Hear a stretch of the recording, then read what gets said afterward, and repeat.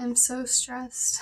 I have this huge exam coming up, and I've been worried about it since the beginning of the semester, but it's been so hard to focus on it because I have so many other assignments due, and I'm behind on reading for my classes, and it's really been building up a lot of stress on me.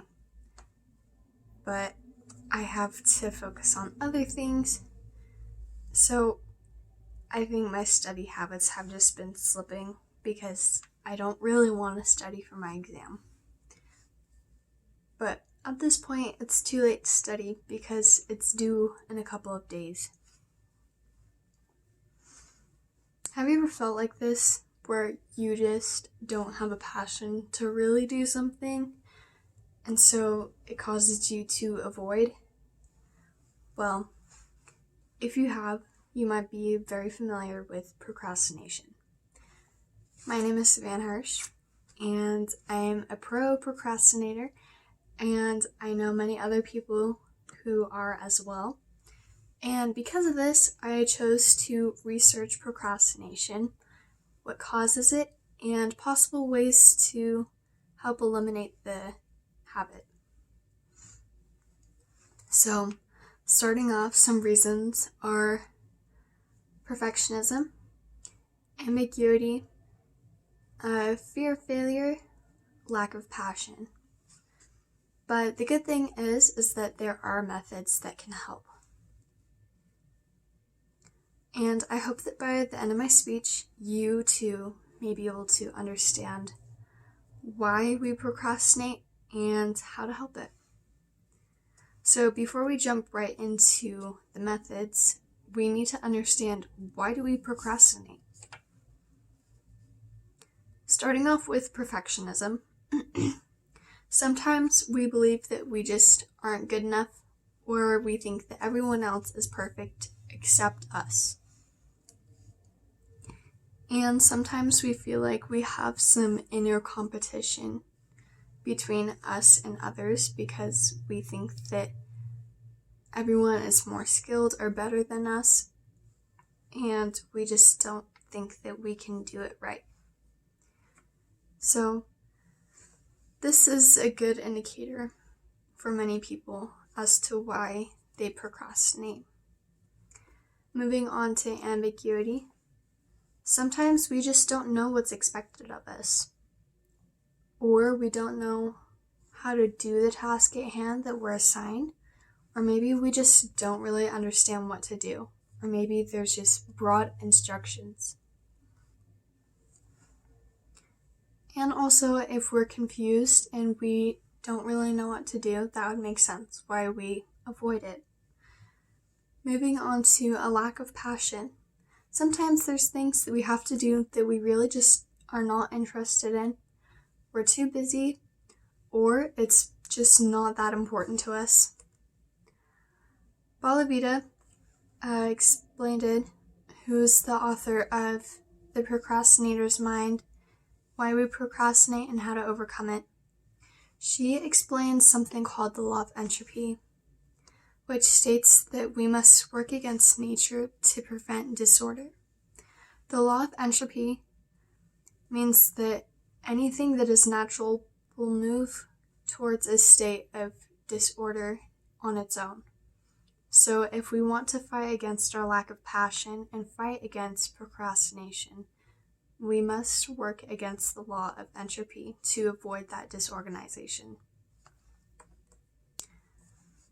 Moving on to the next issue is a fear of the end result.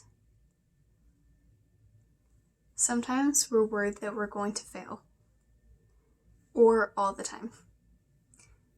To avoid failure, we avoid the task overall because we know that if we don't participate in whatever we are asked to do, we won't be able to fail it. So, transitioning into some solutions that might be able to help us, the first thing that we can start doing today is to segment our tasks. It's important to break it down. Alicia Clark, psychologist and assistant professor at Chicago School of Professional Psychology, explains that the fear of a large task can simply be accomplished by breaking it down into smaller tasks. This makes it easier for us to achieve the end goal.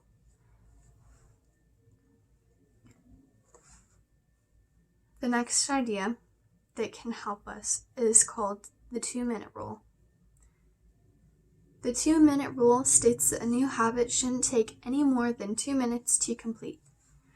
James Clear, author of Atomic Habits and Habits Academy, who's the one who designed this, quoted that the 2-minute rule reinforces the identity that you want to build. You're taking the smallest action that confirms the type of person that you want to be. We rarely think about change this way because everyone is so consumed by the end goal. But 1 push-up is better than not exercising. 1 minute of guitar practice is better than none at all. 1 minute of reading is better than never picking up a book. It's far better to do less than you hoped for than to do nothing at all. End quote. The next tip that we can take is to practice positive self-talk. Dominic Vogue, author of Changing Self-Talk in Order to Overcome Procrastination, explains the approach and avoidance motives of self-talk. She gives an example about a basketball player. If the basketball player who's currently in a game says to themselves, "If I make this, we'll win the game," that's an example of approach motives of self-talk. But on the other hand, if the basketball player were to say, "I hope I don't blow this," that would be an example of avoidance motives. The more we incorporate approach positive self-talk into our daily lives, we'll be more likely to succeed.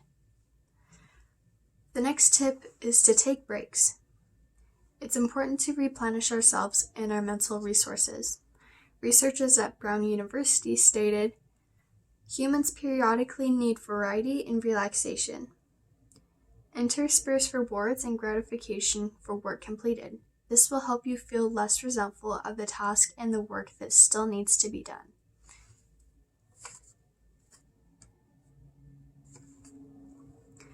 So, if you've ever felt the pressure of perfectionism, ambiguity, or not understanding what to do, fear of failure, or a lack of passion, it might be really overwhelming.